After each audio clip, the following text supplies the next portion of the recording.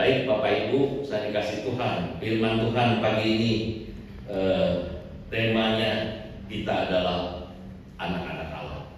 Kita adalah anak-anak Allah.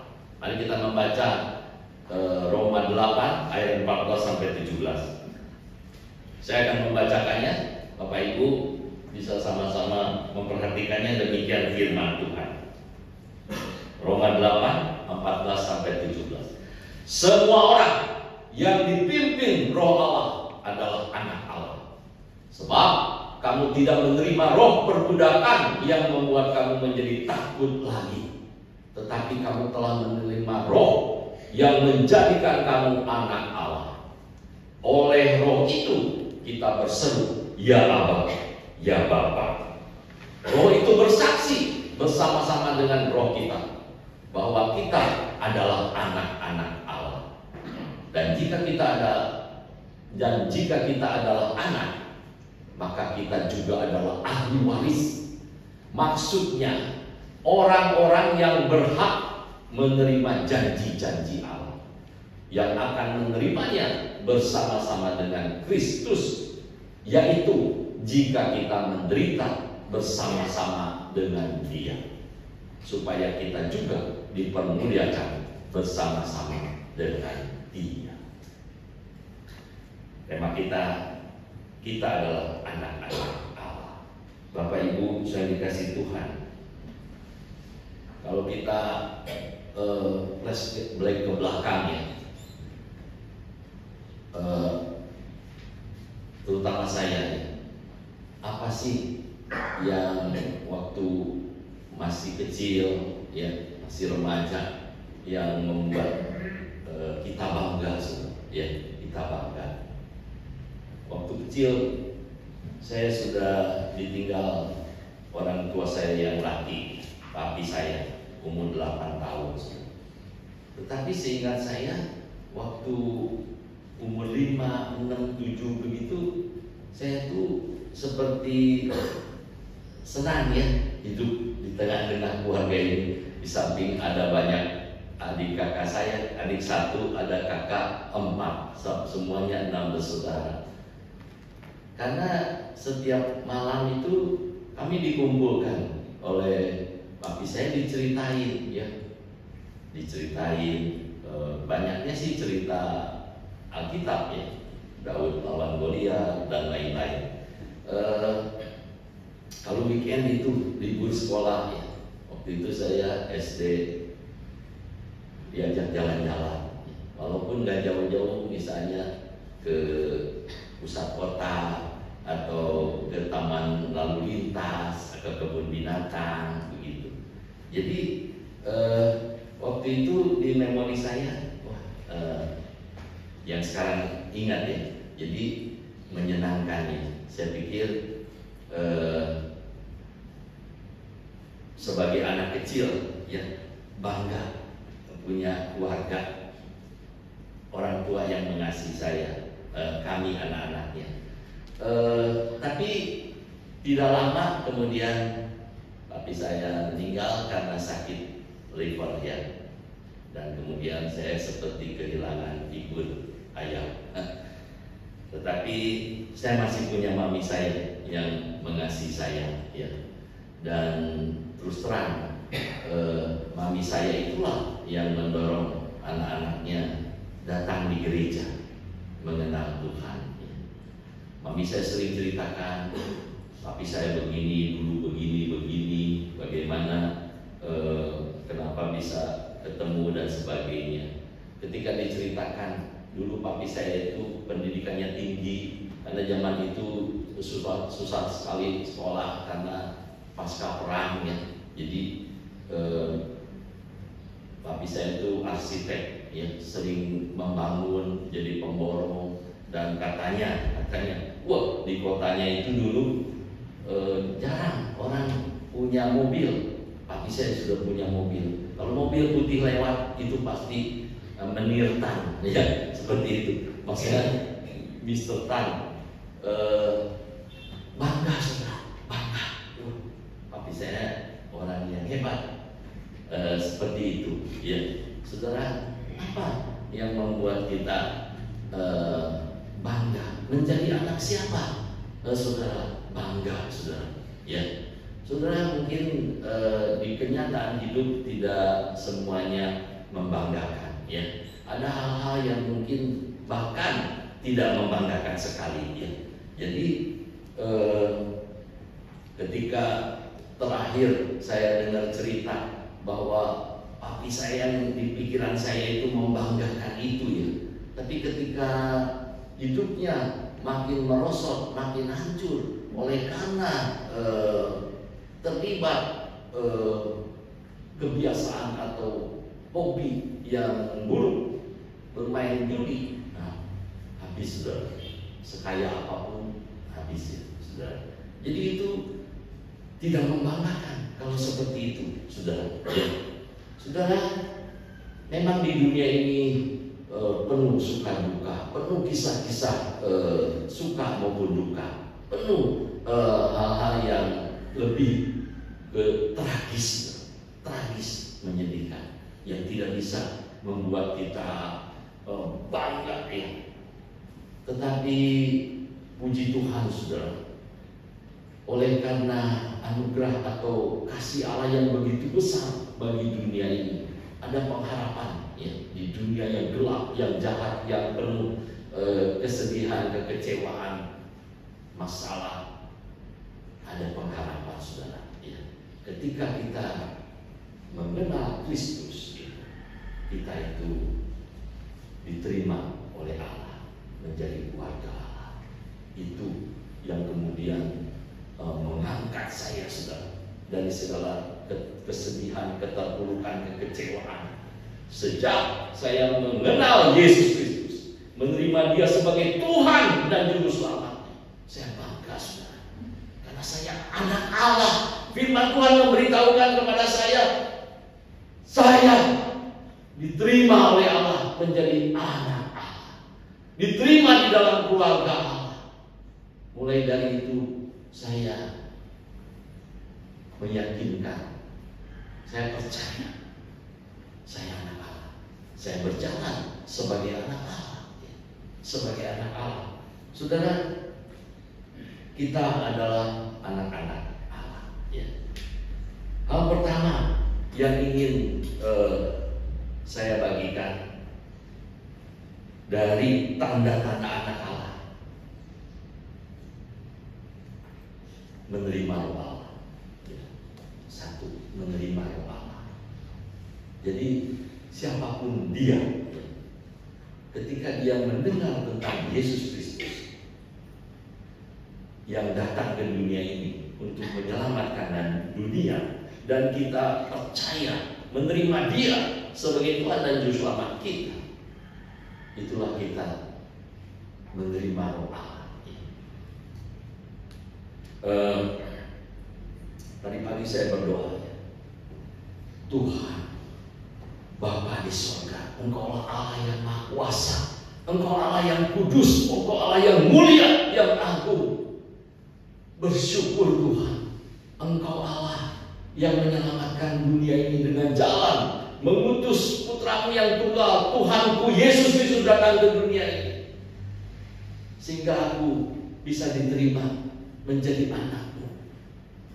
Sesungguhnya tidak ada sesuatu apapun Tuhan yang bisa kuusahakan, kulakukan untuk menjadi anakmu, tetapi Engkaulah yang berinisiatif, Engkaulah yang datang ke dunia ini, supaya setiap orang yang percaya kepada putramu yang tunggal tidak binasa, melainkan beroleh hidup yang kekal. Bukan hanya beroleh hidup yang kekal, aku menjadi anak Allah, Engkau mengangkatku menjadi anakmu. Bersyukur Tuhan. Saya tidak ada kata-kata lain selain syukur. Terima kasih Tuhan, puji Tuhan, terima kasih. Saudara, memang seperti itu saudara. Saudara tidak bisa menjadi anak siapapun ya, atau menjadi anak Allah kalau saudara tidak diterima, tidak diangkat. Puji Tuhan, berita gembira, setiap orang yang menerima Yesus, dia menjadi anak Allah. Saudara, kalau saudara anak seorang raja, ya, menjadi pangeran, atau saudara anak presiden, itu bangga. Wah, mungkin kemana-mana dihormati orang, ada dikawal, dijaga dan sebagainya. Bangga saudara. Tetapi itu tidak ada apa-apanya saudara, kalau saudara menyadari ketika saudara di dalam Kristus menjadi anak Allah. Menjadi anak Allah. Anak Allah saudara. Bayangkan saudara, kita semua anak Allah. Yang ada di dalam Kristus anak Allah saudara. Makanya berjalanlah sebagai anak Allah. Tanda pertama menerima roh Allah. Kita tidak sendiri lagi. Ada roh Allah. Allah yang dasar, yang maha kuasa, yang tak terbatas itu berkenan masuk di dalam hidup anaknya. Menerima roh Allah. Kemudian yang kedua, karena menerima roh Allah, hidup dipimpin roh Allah. Firman Tuhan mengatakan di dalam ayatnya yang ke-14 tadi, semua orang yang dipimpin roh Allah adalah anak Allah. Itu tandanya saudara. Mungkin ada yang bertanya, gimana Pak kalau tidak dipimpin roh Allah? Nah, itu pertanyaan saudara. Apakah sudah ada yang terbersih bertanya seperti itu? Ya, mungkin saya balik bertanya, bagaimana mungkin anak Allah menerima roh Allah, tapi hidup tidak dipimpin roh Allah? Ya, semua orang yang dipimpin roh Allah adalah anak Allah. Itu cirinya saudara, atau tandanya. Ya, kalau tidak hidup dipimpin roh Allah, gimana Pak? Yang khotbah kemarin kan dipimpin Roh Kudus. Kalau tidak dipimpin Roh Kudus, berilah dirimu dipimpin Roh Kudus. Saya nggak mau Pak. Nah, kalau nggak mau, berarti tidak mau menjadi anak Allah. Ya? Atau bagaimana? Apa maksudnya? Apa tujuannya saudara? Kalau hidup tidak mau dipimpin roh Allah. Roh Allah ada di dalam setiap orang percaya. Kalau tidak mau dipimpin roh Allah, berarti kita mau berlawanan dengan roh Allah. Minggu lalu sudah diuraikan panjang lebar. Bagaimana Pak ciri-cirinya atau tanda-tandanya hidup yang dipimpin roh Allah? Ya, ikuti semua kehendak Allah. Ya. Ikuti semua kehendak Allah. Dari hal kecil sampai hal besar, dari perkara-perkara yang dianggap ringan, sepele, sampai perkara-perkara besar, kita harus mengikuti kehendak Allah. Itu maksudnya hidup dipimpin roh Allah. Bagaimana tahunya Pak? Saudara harus mengerti kebenaran firman Tuhan. Karena semua firman Tuhan, Alkitab itu berisi pikiran-pikiran Allah, kehendak-kehendak Allah, kemauan-kemauan Allah. Isi hati Tuhan ada di dalam Alkitab. Kita harus ketahui saudara. Kalau saudara tidak punya minat untuk mengerti Alkitab, untuk mengerti kebenaran firman Tuhan, atau punya kehausan akan kebenaran firman Tuhan, nah ini pertanyaan besar saudara. Apakah tidak ingin mengerti kehendak Tuhan? Kalau tidak ingin mengerti kehendak Tuhan, berarti tidak ingin melakukannya, tidak mau hidup dipimpin oleh roh Allah. Ya, saudara, saya menyukai firman Tuhan bukan seperti hobi, bukan saudara, tetapi karena saya menyadari Tuhan yang menanamkan di dalam saya kerinduan. Ya, dari kerinduan sedikit Tuhan tambah-tambahkan sampai ada kehausan untuk mengerti kebenaran firman Tuhan. Karena saya ingin tahu yang mengangkat saya anak itu seperti apa sih? Maunya apa sih? Tujuannya apa sih? Menjadikan saya anaknya. Cari tahu saudara. Dan itu hanya bisa ditemukan di dalam firman-Nya. perkataannya yang kudus, yang penuh kuasa itu. Ya. Kalau saudara baca 2 Timotius 3 ayat 16-17, firman Tuhan itu ya akan mengoreksi hidup kita, memperbaiki dan menyatakan kesalahan, memperbaiki kelakuan, memimpin orang kepada kebenaran, saudara. Itu fungsinya firman Tuhan, saudara. Kalau kita tidak punya minat untuk mengerti firman Tuhan, bagaimana hidup kita bisa dikoreksi, dibetulkan, dipimpin kepada kebenaran? Bagaimana itu? Tidak mungkin, saudara. Ya. Makanya, saudara, kalau saudara mau hidup dipimpin Roh Allah, baik-baik belajar firman Tuhan. Saya kan bukan penginjil, Pak. Saya kan bukan pendeta. Tidak peduli saudara apa. Tapi kalau saudara mau menjadi anak Allah, saudara harus tahu apa maksud Allah mengangkat kita sebagai anaknya. Kecuali saudara berkata begini, saya tidak mau menjadi anak Allah, Pak. Biarkan saya bebas hidup semaunya. Itu lain lagi, saudara. Saya juga tidak urusan, ya. Tetapi kalau kita menyadari, mengerti betul dan mau, saya mau menjadi anak Allah, saya mau diterima sebagai keluarga Allah, saya mau hidup dipimpin oleh Allah.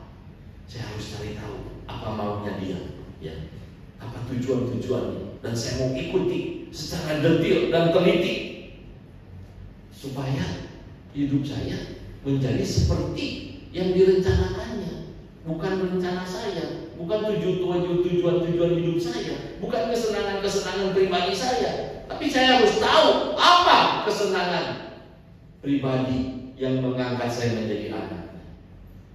Saudara, itu tandanya anak Allah, menerima Roh Allah, hidup dipimpin Roh Allah. Kemudian yang ketiga, oleh Roh itu kita berseru, ya Allah, ya Bapa. Saudara, Roh Allah yang ada di dalam kita itu yang meneguhkan kita, meyakinkan kita, sehingga bersama dengan Roh kita itu bisa memanggil Allah Bapa. Kita diyakinkan, diteguhkan, ya, oleh Roh Allah yang ada di dalam kita, bahwa kita memang anak Allah. Kenapa? Karena Yesus Kristus sudah menjadi penebus dosa kita. Karena Yesus yang sudah menanggung hukuman dosa kita, sehingga kita dikuduskan, disucikan, dan diterima sebagai anak Allah. Mari kita baca Yohanes 1 ayat 12. Yohanes 1 ayat 12.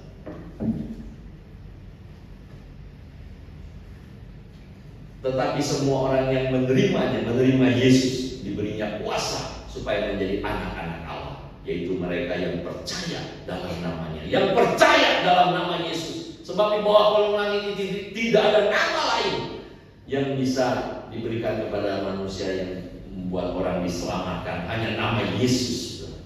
Setiap orang yang menerima Yesus, percaya dalam namanya, dia menjadi anak-anak Allah. Luar biasa, saudara. Status yang diberikan kepada kita, identitas baru yang diberikan kepada kita. Kita menjadi anak Allah. Kita menjadi anak Allah. Saudara, yang keempat, Roh Allah bersama kita bersaksi bahwa kita adalah anak-anak Allah. Roh Kudus yang ada di dalam kita terus menyaksikan, ya, meyakinkan kita bahwa di dalam Yesus Kristus kita menjadi keluarga Allah, menjadi keluarga Allah. Dan kalau kita anak, kata firman Tuhan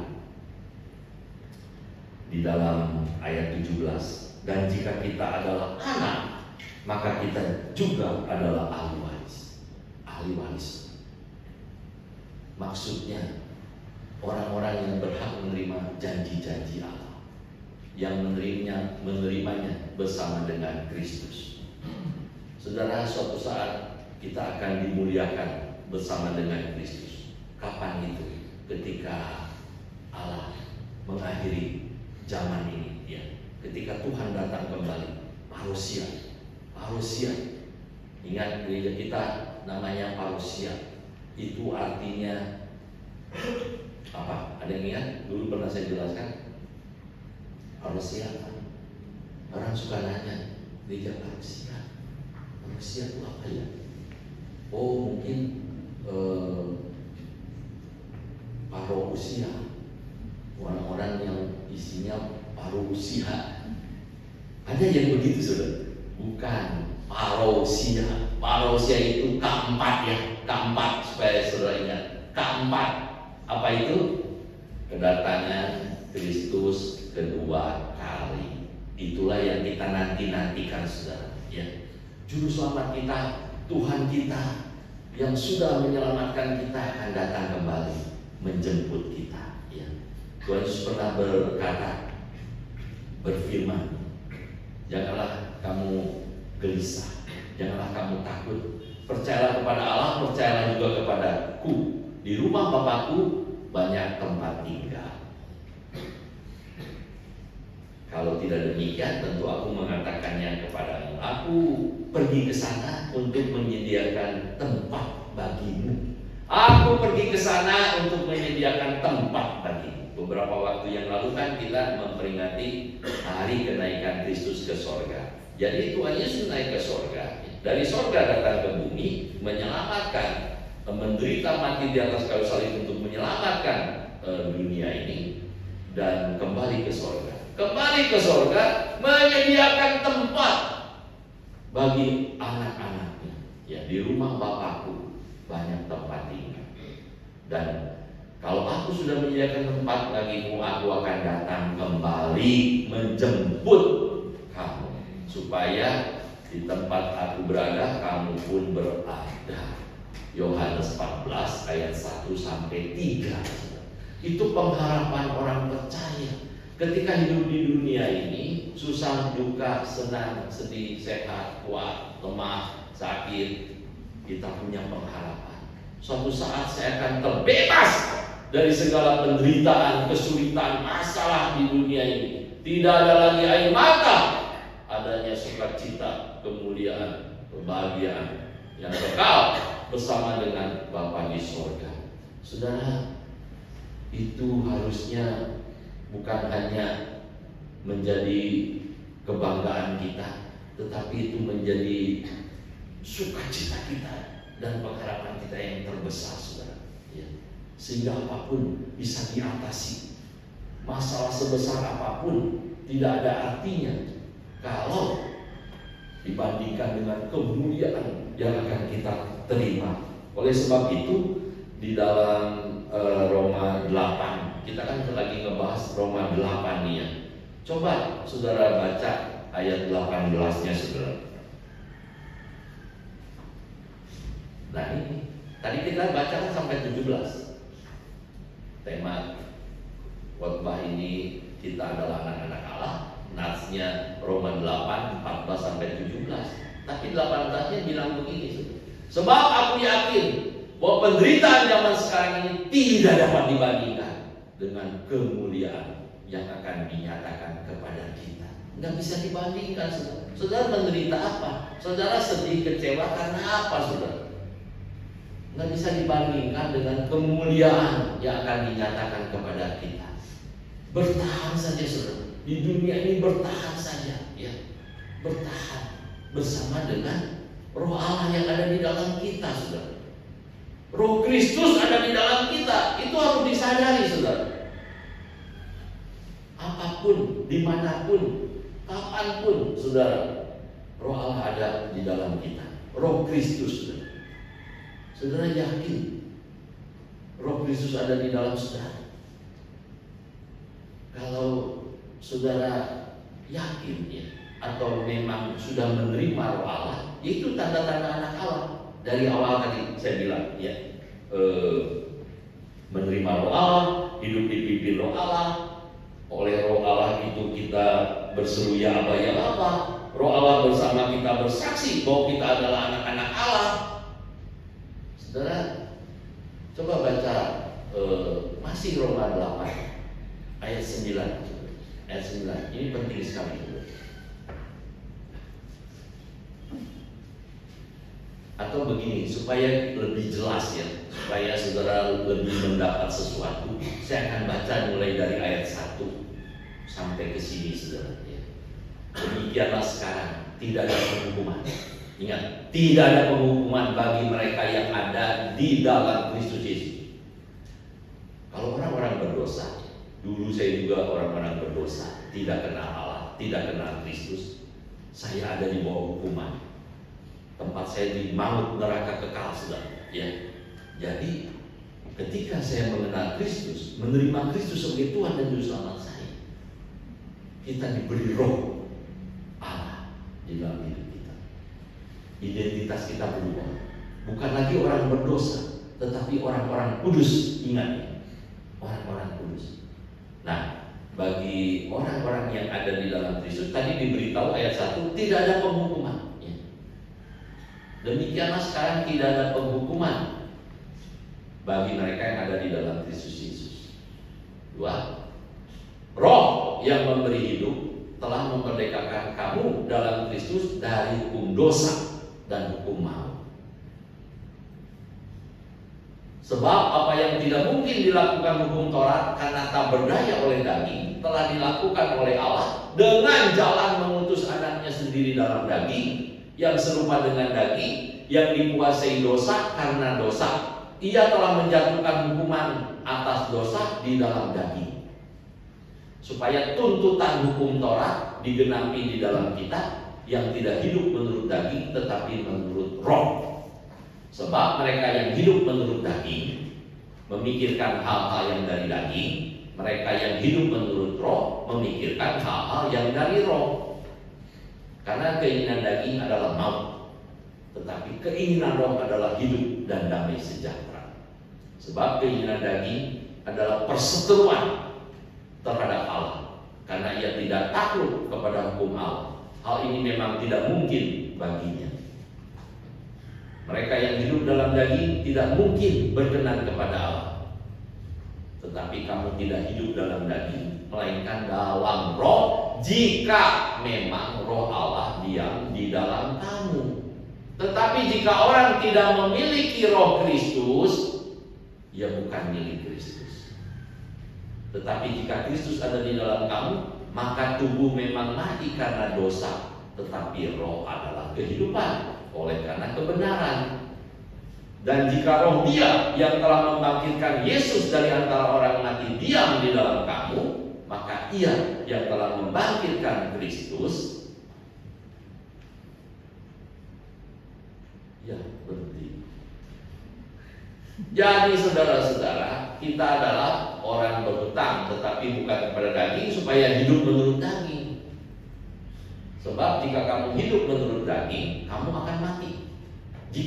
Tetapi jika oleh roh Allah yang ada di dalam kita, kamu mematikan perbuatan-perbuatan tubuhmu, kamu akan hidup.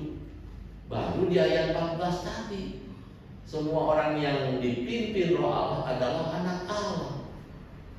Singkatnya begini saudara, ketika seseorang percaya Yesus, menerima Yesus sebagai Tuhan dan Juru Selamatnya, roh Allah dikaruniakan diberikan kepada orang percaya tersebut, menyertai orang tersebut, dan orang tersebut menjadi anak Allah. Roh Allah ada di dalam dia. Kemudian ada pertentangan karena kita masih di dalam daging, ya. Di dalam daging ada pertentangan, ada keinginan daging, ada hawa nafsu dan sebagainya. Tetapi ada keinginan roh, ada roh Allah yang selalu memimpin.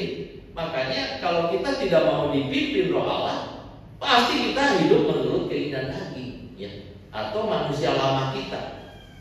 Kalau hidup dipimpin roh, kita akan hidup sesuai dengan apa maunya roh Allah, ya, di dalam kita. Itu perjuangan hari lepas hari, saudara, dari waktu ke waktu terus. Dan kita harus memberi diri dipimpin roh Allah. Ada perlawanan terus. Lebih menuruti yang mana, saudara, hari lepas hari? Apakah lebih menuruti daging? Kalau saudara hidup menurut daging, itu akan membawa kepada kematian, saudara. Tapi kalau saudara hidup menurut roh, itu akan membawa kepada kehidupan. Mana yang saudara mau turuti hari lepas hari? Sebagai anak-anak Allah, kita harus mau dan rela hati dipimpin roh Allah, saudara. Susah Pak. Ya memang susah, ya. Memang susah. Tetapi bukan berarti tidak bisa. Bukan berarti tidak bisa. Bisa dipimpin Roh Allah. Tuhan Yesus sudah memberi contoh kehidupan yang dipimpin Roh Allah. Ya. Bagaimana dia hidup, bagaimana dia berkata-kata, bagaimana dia berpikir, bagaimana dia bertindak, berbuat. Kita harus meneladani Kristus. Rasul Paulus berani berkata begini, ikutlah aku seperti aku mengikut Kristus. Setiap orang-orang percaya harus berani berkata begitu saudara. Puji Tuhan, saya sudah diterima sebagai anak Allah. Saya bisa berseru kepada Allah, ya Aba, ya Bapa. Saya bisa yakin saya ini anak Allah. Saya bisa memiliki ahli waris yang memiliki janji-janji Allah, ya. Kehidupan yang kekal di surga yang penuh sukacita, kemuliaan. Itu upah yang besar di surga, janji-janji Allah, ya. Bukan hanya itu saudara. Memberi diri dipimpin Roh Allah, memberi diri dipimpin Roh Allah. Kalau saudara membiasakan diri atau merelakan diri dipimpin Roh Allah, saudara akan semakin hari semakin punya kepekaan. Ketika ingin melakukan sesuatu, ketika ingin mengatakan sesuatu, saudara akan tahu, oh ini bukan kehendak Allah deh, ya. Ini bukan yang baik, yang berkenan kepada Allah deh. Saya nggak mau, nggak jadi saudara. Jangan. Dengan suara Roh Kudus. Contoh yang gampang nih. Yang gampang nih, sepele nih. Mungkin seperti terjadi tadi pagi pergumulan saudara. Saya mau bangun lebih pagi. Saya mau siapkan diri, mau ibadah. Ibadah itu kan memuji menyembah Bapak saya, ya, yang sudah mengangkat saya menjadi anak Allah. Saya mau bangun lebih pagi. Tapi nanti aja lah, nggak apa-apa, ya. Gak usah, biasa ke gereja setiap minggu juga, ya. Nah, itu kan ada pergumulan begitu. Mesti Roh Kudus pasti memimpin sesuai kehendak Allah dong. Kamu jangan malas, bangun awal, persiapkan diri. Lebih bagus saat teduh dulu, berdoa, ya. Mandi, bersih-bersih semua, ya. Jangan nanti kamu keburu-buru, ya, nggak mandi, ya. Cuci muka doang, ya. Nggak sikat gigi lagi, ya. Atau mungkin karena mepet terlambat, ya. Itu kan biasa ada tuh di dalam hati dialog seperti itu. Itu yang sederhana loh, ya. Kalau saudara hidup dipimpin Roh Kudus, saudara akan melawan daging, ya. Apa itu kemalasan? Kenapa kemalasan menguasai saya, memperbudak saya? Saya mau bangkit. Saya tidak mau dijajah, dikuasai oleh keinginan daging saya, sehingga saya menjadi orang yang malas, yang tidak bisa mempersembahkan yang terbaik bagi Tuhan. Kapan saya mau bisa mempersembahkan yang terbaik kepada Tuhan? Saya ingin beritahu sekarang, saudara. Dimulai dari sekarang dan seterusnya. Kalau enggak, mau kapan lagi? Mau ditunda sampai kapan, saudara? Kita seringkali ditipu oleh diri sendiri, ya. Ditunda sampai di dalam hati ada janji. Nanti suatu saat saya akan sungguh-sungguh. Nanti suatu saat saya akan berubah. Walaupun sudah sekian tahun belum berubah, saudara. Hidup dipimpin Roh Allah itu harus semakin peka, saudara. Semakin peka. Sama seperti anak kecil, dari merangkak sampai udah bisa berjalan, berlari, masih tidak tahu apa mau orang tua, bagaimana menyenangkan hati orang tua. Pasti anak ini mengecewakan, saudara. Ya, bahkan mungkin orang tuanya itu memang sudah begitu, biarkan saja, ya. Mau jadi rusak-rusak, mau jadi baik-baik, ya. Mau punya nama yang terhormat atau yang tidak terserah. Saudara, saya memberitahu, ya, Tuhan juga begitu, saudara, ya. Tuhan juga begitu. Karena di dalam pasal terakhir Alkitab, Wahyu 22, ya, Firman Tuhan mengatakan, barang siapa mau berbuat jahat, silahkan berbuat. Terus berbuat jahat. Barang siapa yang mau nggak baik, terus berbuat. Barang siapa yang mau kudus, kudus terus. Artinya Tuhan memberikan kepada kita pilihan, saudara. Pilihan. Mau baik atau mau enggak. Mau hidup dipimpin Roh Allah atau daging, saudara. Kalau daging harus dideteksi, saudara. Harus dideteksi. Oh, ini daging, saya mau matikan. Tadi kan ada ayatnya. Kalau kamu oleh Roh yang mematikan keinginan-keinginan daging, kamu akan hidup. Coba di ayat 13 Roma 8 tadi ya. Sebab jika kamu hidup menurut daging, kamu akan mati. Tetapi jika oleh Roh Allah. Tanda orang anak Allah itu, tanda pertama tadi apa? Menerima Roh Allah. Tetapi jika oleh Roh kamu, loh, kok diganti? Tetapi jika oleh Roh kamu mematikan perbuatan-perbuatan tubuhmu, kamu akan hidup.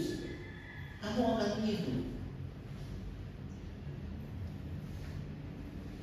Jadi ini bukan main-main, saudara. Ini perkara serius, saudara. Ketika kita mendengar tema atau judul khotbah ini, kita adalah anak-anak Allah. Oh, puji Tuhan, haleluya. Tetapi maksudnya apa menjadi anak-anak Allah itu? Ya. Identitas kita berubah, saudara. Identitas kita berubah. Kita anak Allah. Allah yang Maha Kudus, Maha Agung, Maha Besar, tak terbatas, yang menciptakan segala sesuatu itu menjadi Bapa kita. Kita anak Allah, bukan main-main, saudara. Tidak ada bandingannya. Mau jadi pangeran, anak raja, anak istri, nggak ada apa-apanya, saudara. Kita ini anak Allah. Mari berjalan bersama Allah dari hari ke hari, saudara. Buktikan, tunjukkan kita anak Allah.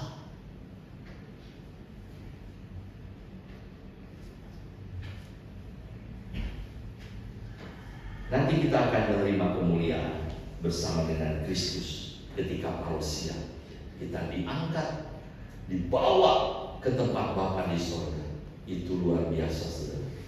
Bayangkan, saudara, kemuliaan kekal. Ya. Tetapi syaratnya, saudara, ya, yang kelima itu menerima bersama-sama dengan Kristus, dimuliakan bersama-sama dengan Kristus. Saya kasih kurung di situ. Syarat jika kita menderita bersama-sama Kristus.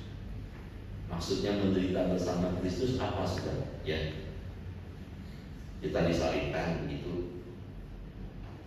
Ya, kalau dunia menyalibkan kita karena Kristus, ya kita terima, saudara. Ya. Kalau kita mempertahankan iman sehingga kita menderita, ya itu namanya menderita bersama Kristus. Kalau kita bersaksi tentang Yesus, kita dianiaya, kita dimaki-maki, diusir atau dilempari batu, itu menderita bersama Kristus, saudara. Ya. Karena Tuhan menempatkan kita masih di dunia ini, ya. Belum kita dibawa ke sorga, supaya kita bersaksi bahwa kita anak-anak Allah. Bersama Roh yang ada di dalam kita bersaksi. Kita ini anak-anak Allah. Beda. Tidak menjadi serupa dengan dunia ini. Kalau kita menjadi serupa dengan dunia ini, ya, gimana cara hidup orang dunia? Tipu-tipu, bohong, ya, enggak tulus, pura-pura, munafik, pakai topeng, ya. Di depan kita kayak baik, di belakang kita habis-habisan menjatuhkan kita, ya. Atau punya sakit hati, dendam, iri hati, tidak punya hati yang kudus, tulus, ya. Enggak. Lebih dari itu berasal dari si jahat. Sudah itu kita harus tunjukkan. Karena saya anak Allah. Saya seperti itu. Karena saya anak Allah. Jangan ngaku anak Allah, tapi berjalan seperti anak setan. Ya. Saudara, tinggalkan ya, perbuatan-perbuatan daging itu harus ditanggalkan, ditinggalkan. Menderita, saudara, memang menderita, saudara. Kalau kita mau jujur ya, selalu ada yang tantangan, halangan ya, yang berkali-kali saya sudah ceritakan ya. Mungkin saudara juga udah bosan. Bagaimana mengurus ini, mengurus itu ya, selalu diperhadapkan supaya kita tidak jujur. Main sogok, main suap, harus bayar ini, bayar itu, baru lancar. Bisa nggak kita jujur? Ya kalau nggak bisa, ya udahlah, nggak usah ya. Atau di dalam bekerja, di dalam berbisnis, berdagang, atau apapun, saudara, bisa nggak kita anak Allah? Ingat, kita ini anak Allah. Status saya anak Allah, ya. Bapak saya yang kudus, yang maha besar, ya. Saya anak Allah, ya. Berjalan dengan karakter ilahi, ya. Memang harus begitu, saudara. Ya. Kalau ikan, ya di air hidupnya, ya.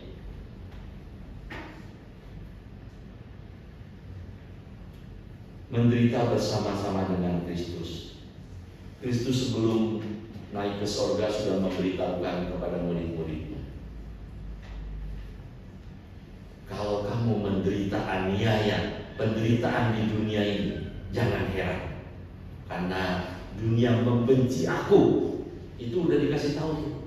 Dunia membenci aku, kata Tuhan Yesus. Jadi kalau kamu menjadi pengikutku, kamu pun akan dibenci oleh dunia ini.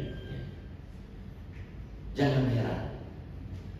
Kemudian Tuhan Yesus mengatakan, tetapi kuatkanlah, teguhkanlah hatimu, karena aku telah mengalahkan dunia, ya, mengalahkan dunia ini, dan aku menyertai kamu sampai kesudahan zaman. Saudara, kita jangan menaruh harapan di dunia ini. Kita melihat Tuhan Yesus yang sudah menjadi contoh teladan. Kita memandang kemuliaan yang disediakan bagi kita di surga yang kekal. Mari kita betul-betul berjalan sebagai anak-anak Allah yang memuliakan nama Bapa kita di surga. Kita berdoa. Tuhan, terima kasih untuk firman-Mu. Firman-Mu mengingatkan kami, menegur, mengoreksi kami, Tuhan. Firman-Mu dengan jelas, dengan tegas memberitahu bahwa setiap orang yang ada di dalam Kristus, dia anak-anak Allah. Orang yang hidup dipimpin Roh Allah, dia anak Allah. Tuhan, terima kasih untuk anugerah. Kami tidak bisa mengusahakan untuk menjadi anak Allah, tetapi Engkaulah yang mengangkat kami menjadi anak-Mu di dalam Kristus Yesus yang sudah mati dan bangkit bagi kami. Kami bersyukur, Tuhan. Biarlah kami sebagai anak Allah berjalan sebagai anak Allah. Mari Tuhan terus bimbing kami hari lepas hari. Beri petunjuk-petunjuk. Tuhan, mari beritahukan dan beri kerinduan kepada kami untuk haus akan kebenaran firman-Mu yang akan memberitahukan apa kehendak-Mu bagi kami. Terus Tuhan, pimpin hidup kami supaya kami betul-betul menjadi seperti yang Engkau kehendaki. Kami mau serahkan waktu kami, hidup kami, aktivitas kami, segenap keberadaan kami ke dalam tangan pimpinan kasih kemurahan-Mu ya Bapa. Kami bersyukur, berdoa, memohon semua ini di dalam nama Yesus Kristus, Tuhan dan Juru Selamat kami. Amin.